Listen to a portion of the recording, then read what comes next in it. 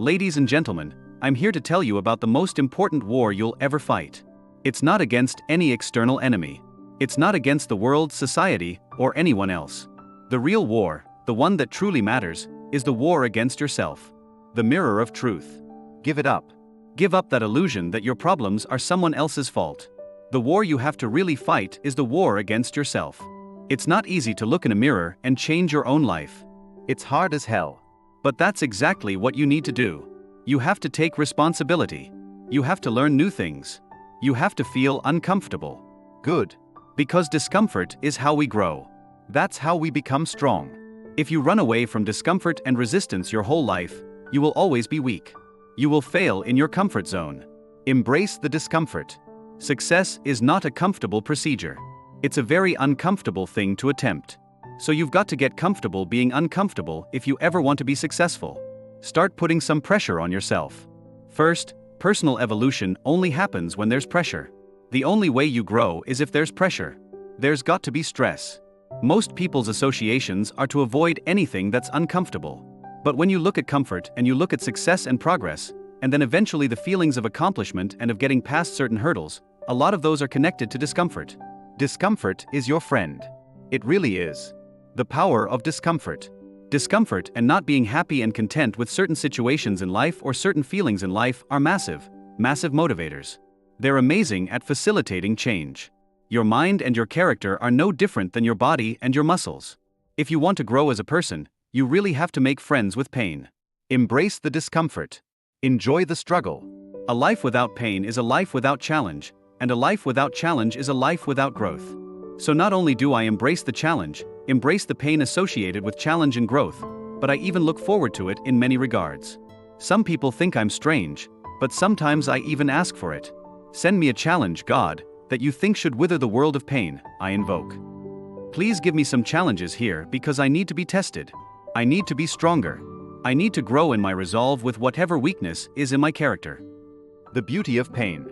Pain is a beautiful thing. Challenge is what life is about. A life without challenge, a life without pain is a life without growth. And where there is no growth, there is stale, stagnant energy. That's where most people live because most people's lives are designed around treading a path that is void of challenge. The minute they recognize challenge or pain, they move the other way. This is a primal instinct and normal and natural, but a weak perspective. Your aliveness is found in your pain. Embrace it, love it, and grow from it. The fork in the road. You have two paths in front of you right now. One of them is going to be the harder one today. It's going to be downright painful. You will have to force your brain to think in new ways. You might lose some friends. But as you pull yourself away from that anger and that hate, eventually you will start to feel empowered. You will realize that you have the greatest power of all, the power to change your own life. You will be stronger than you've ever known. The other path is easy. Much easier. You don't have to change anything. Everything in your life that you aren't happy about can be someone else's fault. But the end of that road isn't pretty. You will end up broken, searching for ways to numb your pain and your misery. The necessity of challenge. The bottom line is you've got to become uncomfortable. You need challenge. But that challenge comes in the form of throwing yourself off a cliff and then learning how to fly on the way down, or pointing to the stars and aiming to reach that goal. Hopefully, you land on the moon. Life for none of us has been a crystal stair, but we must keep moving. We must keep going, keep working, keep striving. Never give up. Fall down 7 times, get up 8. Ease is a greater threat to progress than hardship, so keep moving, keep growing, keep learning. The power of persistence. Let's say you want something really bad and you keep trying and you keep trying and you keep trying, and on the 10th try, you don't get it still. And then you say, okay, it must be a sign that I need to stop doing what I need to do.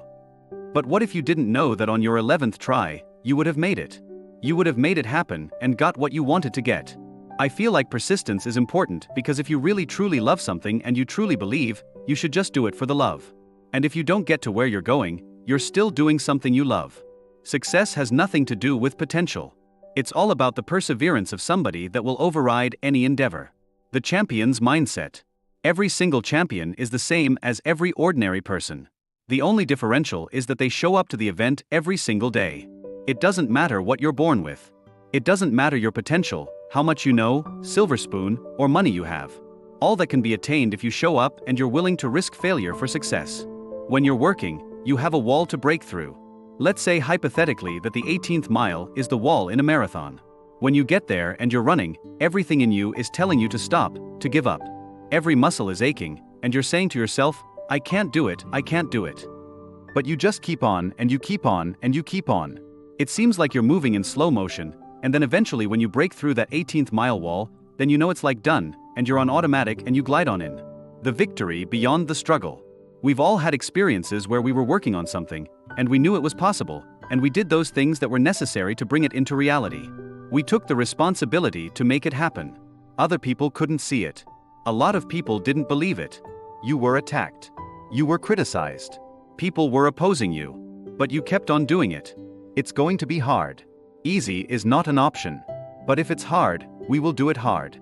Whatever is required to snatch victory from the jaws of defeat. And it's worth it. Yes, it's worth whatever we have to do.